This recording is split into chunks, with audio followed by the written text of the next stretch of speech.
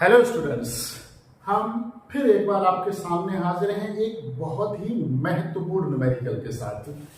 इस न्यूमेरिकल के बारे में ये कहा जाता है कि विद्यार्थियों को ये थोड़ा सा कठिन लगता है। डियर स्टूडेंट्स, आज के बाद ये आपको बिल्कुल भी कठिन नहीं लगेगा। तो आइए देखते हैं।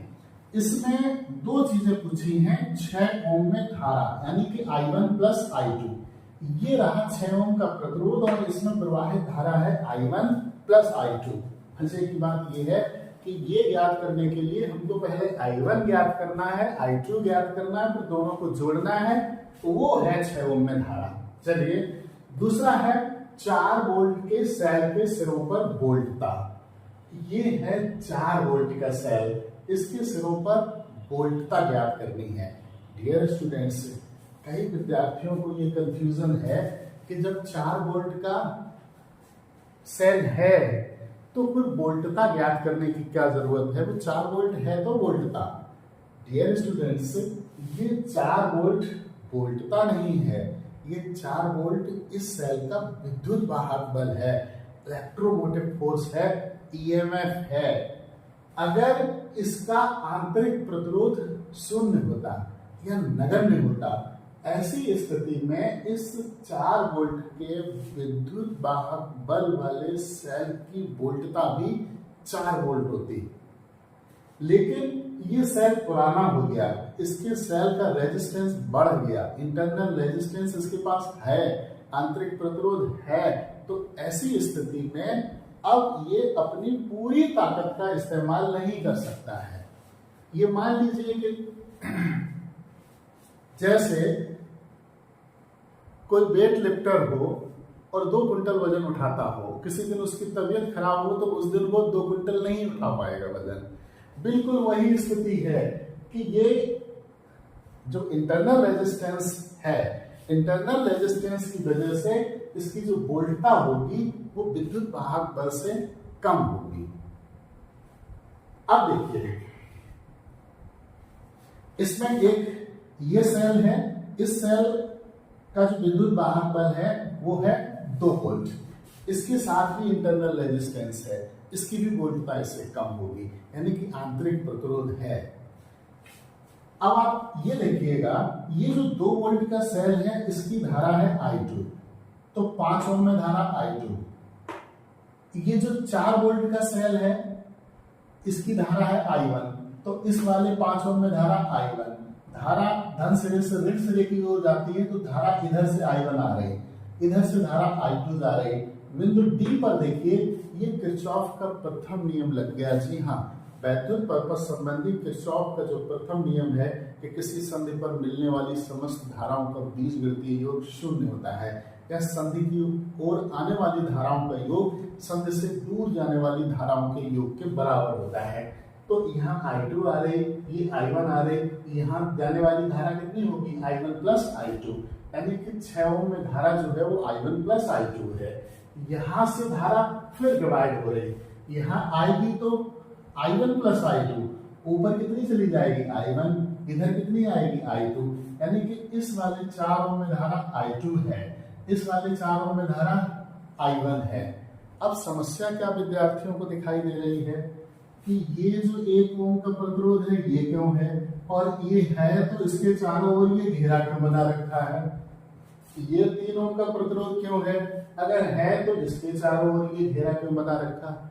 डियर स्टूडेंट्स, ये जो 1 ओम का प्रतिरोध है ये आउटर रेजिस्टेंस नहीं है, बाहरी प्रतिरोध नहीं है, बाहर से डाला गया प्रतिरोध नहीं है, ये सेल के अंदर का प्रतिरोध है। खुद सेल की तबीयत खराब है, अब वो विद्युत वाहक बल के बराबर वोल्टेज नहीं दे सकता, उसके पास इंटरनल रेजिस्टेंस है, आंतरिक प्रतिरोध उसके पास है, तो उसका आंतरिक प्रतिरोध कितना है?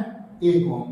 तो ये जो रेखा है ये यही दिखाती है कि ये जो 1 ओम है ये बाहरी प्रतिरोध नहीं है, इस सेल के अंदर का प्रतिरोध है, इसीलिए इसे अंदर कर दिया गया है, इसको घेर दिया गया है।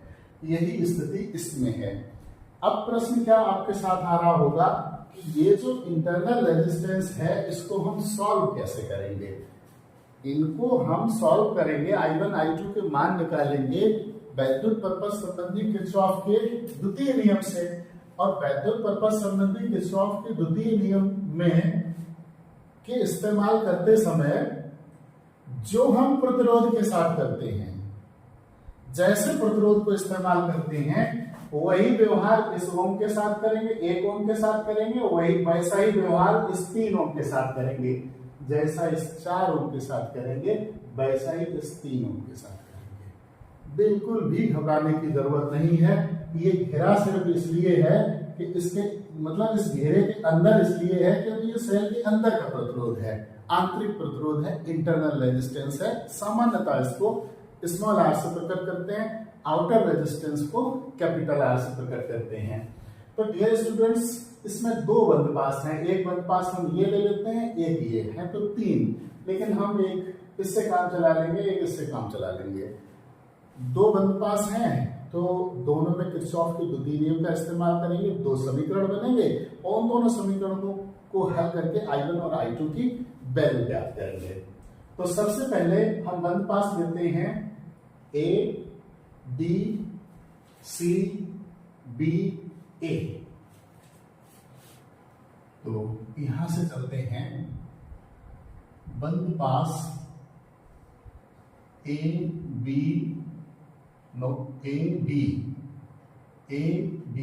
C B A में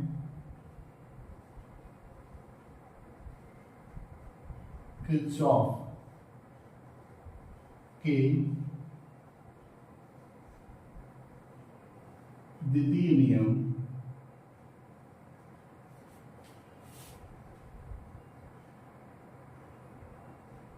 सिग्मा I इंटू आर बराबर सिग्मा E से। डियर स्टूडेंट्स, ये जो किरचॉफ का द्वितीय नियम है इसके अनुसार किसी वैद्युत परपथ में प्रत्येक बंदपास के विभिन्न खंडों में प्रवाहित होने वाली धारा एवं उनके संगत प्रतिरोधों के गुणनफलों का बीजगणितीय योग परिपथ में कार्य करने वाले समस्त वैद्युत वाहक बलों के बीजगणितीय योग के बराबर होता है। इसके बारे में हम आपको बताएं, जब भी इस्तेमाल करेंगे किरचॉफ के द्वितीय नियम का इस्तेमाल करेंगे जिस बंदपास में, उस बंदपास में हमको 2 राउंड घूमना पड़ता है। पहले वाले राउंड में धारा और प्रतिरोध को देखते हैं और दूसरे वाले राउंड में सेल और सेल का विद्युत वाहक बल। बस इसके लिए चिन्ह पर पाटी भी है। जब तक हम धारा की दिशा में चलेंगे चिन्ह धनात्मक लिया जाएगा और जब हम धारा के विपरीत चलेंगे चिन्ह ऋणात्मक लिया जाएगा। और इस नियम का इस्तेमाल करते समय जब हम किसी सेल से गुजरेंगे, सेल की ऋण प्लेट से धन प्लेट की ओर जाएंगे, यानी कि कैथोड से एनोड की तरफ जाएंगे तो चिन्ह पॉजिटिव लिया जाएगा, और जब हम कैथोड से एनोड की तरफ जाएंगे यानी कि प्लस धन प्लेट से ऋण प्लेट की ओर जाएंगे तो चिन्ह निगेटिव लिया जाएगा। तो देखिए A B C B A, यहाँ पे देखिए इस 5 ओम में धारा कितनी है, I1। धारा की दिशा में चल रहे हैं तो चिन्ह धनात्मक यानी कि 5I1। ये 5 रहा प्रतिरोध और ये रहा धारा, धारा और प्रतिरोध का गुणनफल। अब यहां से B से कहां आएंगे, C पे। धारा कितनी है, I1 प्लस I2, प्रतिरोध कितना है 6 ओम। धारा की दिशा में चले तो चिन्ह धनात्मक 6 और ये I1 प्लस I2। चलिए अब C से B पर आएंगे, प्रतिरोध है 4 ओम, धारा है I1 प्लस 4I1। अब देखिए प्रतिरोध है ये 3 ओम, धारा है इसमें I1 प्लस 3 ओम, 3 और धारा है I1 तो 3I1 इज इक्वल टू, बस लौट के यहाँ पे आ गए, ना कोई धारा बची ना कोई प्रतिरोध बचा है। अब दूसरे राउंड में हम यहाँ से यहाँ तक चलेंगे, सेल देखेंगे, कोई सेल नहीं। डी से सी पे गए, कोई सेल नहीं। सी से बी पे आए, कोई सेल नहीं। बी से ए पे आइए, ये सेल पड़ा और इसे भी हम ऋण से धन की ओर क्रॉस कर रहे हैं तो चिन्ह पॉजिटिव रहेगा इसके विद्युत वाहक बल का, प्लस का 4। अब देखिए 5I1 प्लस 6 का अंदर मल्टीप्लाई कर रहे हैं, 6I1 plus 6i2 plus 4i1 plus 3i1 equal to 4। तमाम i1 हो गया इसमें। देखिए 5 और 6 11i1, 11 और 4 15 अपनी 18i1 plus 6i2 equal to 4। हम इस पूरे समीकरण में 2 से भाग दिए दे रहे हैं, दे सकते हैं 9i1 plus 3i2 equal to 2। Dear students, ये हमारा निकल के आया समीकरण नंबर 1। बड़े काम का है, इसी से आगे बढ़ेंगे। कलम चेंज कर लेते हैं। अब देखिए बंदोबस्त हम लगाएंगे D C F E D. बंदोबस्त D C F E D में किरचॉफ की द्वितीय नियम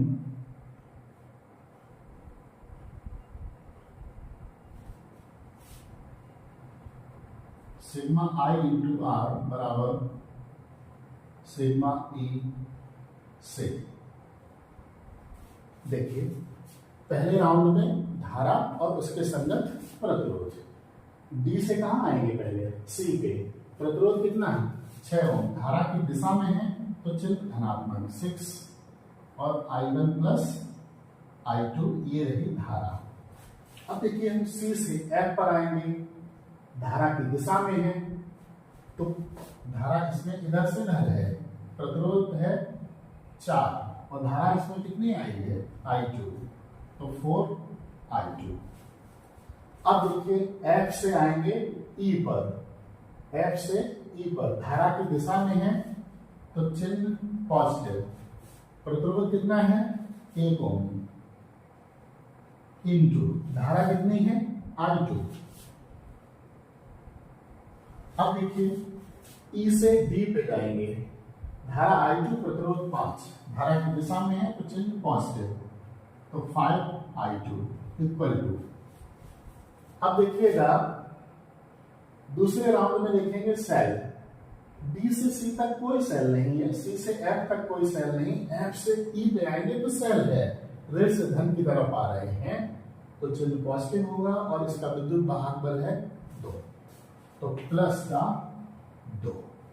चलिए 6I1 plus 6I2 plus 4I2 plus I2 plus 5I2 equal to 2।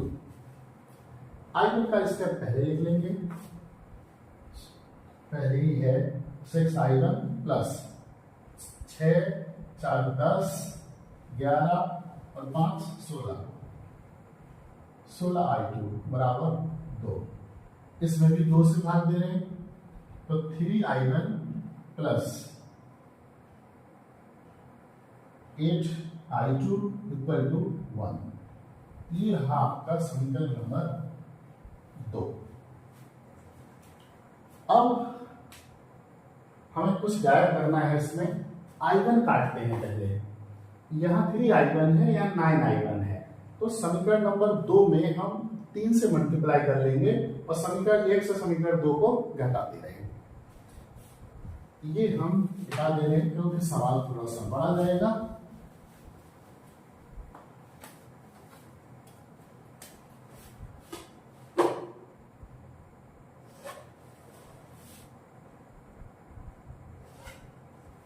देखिए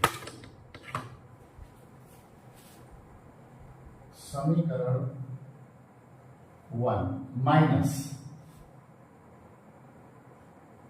समीकरण 2 इंटू 3। देखिए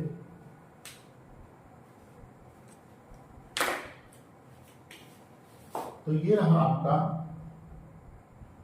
9I1 प्लस 3I2 बराबर 2। अब समीकरण नंबर 2 में हम गुणा कितने का करेंगे? 3 का। तो ये भी 9i1 plus 3 24i2 equal to 3। Negative negative negative, ये कैंसिल हो गया।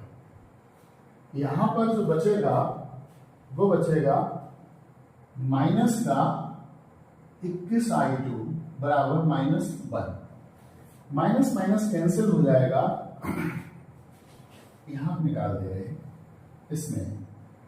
तो 21i2 बराबर 1, तो i2 बराबर हो जाएगा 1/21 एम्पियर। ये i2 की वैल्यू आ गई। अब हम i2 की वैल्यू रख रहे हैं समीकरण नंबर 1 में। i2 का मान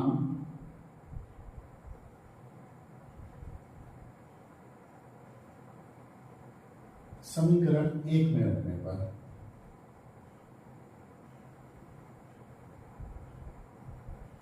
देखिए, तो 9i1 प्लस 3i2 कितना है? 1/21 बराबर 2। तो 9i1 बराबर हो जाएगा 2 ऋण,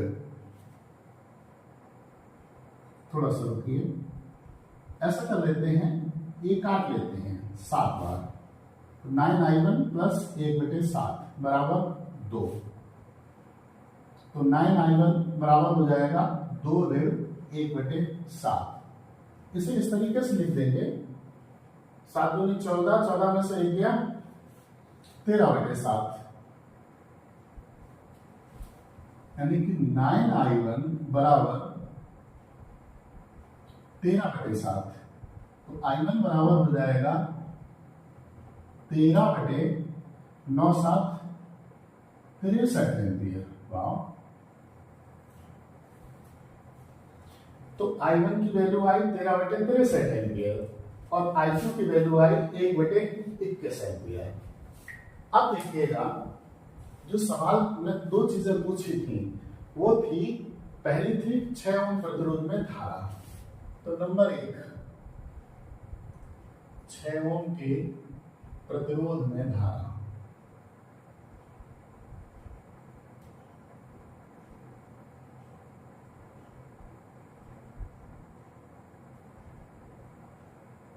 ये थी i1 plus i2 equal to, i1 निकल के आया 13/63, 13/63 प्लस 1/21, 63 एलसीएम, यहां हो जाएगा 13 प्लस 21 63 होते हैं, यहां हो जाएगा 3, यानी कि i1 plus i2 equal to हो जाएगा 16/63 एम्पियर। इस तरीके से 6 ओम प्रतिरोध में धारा आ गई। अब हम निकालेंगे सेकंड। इसमें एक चीज और कुछ भयानक से पूछी थी, वो ये थी कि जो 4 वोल्ट का सेल है, इसके सिरों पर वोल्ट था। 4 वोल्ट के सेल के सिरों पर वोल्ट का, तो B इक्वल टू हो जाएगा E माइनस IR। ये सूत्र होता है। अब आप देखिए, ये जो विद्युत वाहक बल है, ये कितना है इसका? 4 माइनस इस 3 ओम जो इंटरनल रेजिस्टेंस है, इसमें धारा कितनी है? I1, ये देखिए, और I1 निकल के आएगा 13/63। वाह, 13/63 काफी ठीक ठाक है। इनटू स्मॉल आर, ये जो स्मॉल आर है इंटरनल रेजिस्टेंस कितना? 3 ओम। इसको सॉल्व करेंगे तो B इक्वल टू हो जाएगा 4 माइनस 13 किलो 39/63। बहुत सही। तो B इक्वल टू, इसको ऐसे लिख लेंगे यहाँ हो जाएगा 63, यहाँ 4 गुणा 63 माइनस 39, तो ये आपका b इक्वल टू 4 3 12, 4 6 24 और 1 25 माइनस 39 बटे 63 वोल्ट। तो b इक्वल टू 12 में से 9 गया 3, 4 में से 3 गया 1, और ये आपका रहेगा 2। ठीक, 213 बटे 63।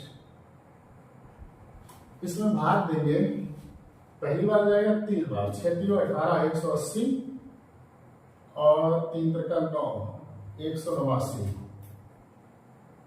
हाँ, तो 3 बार चला जाएगा।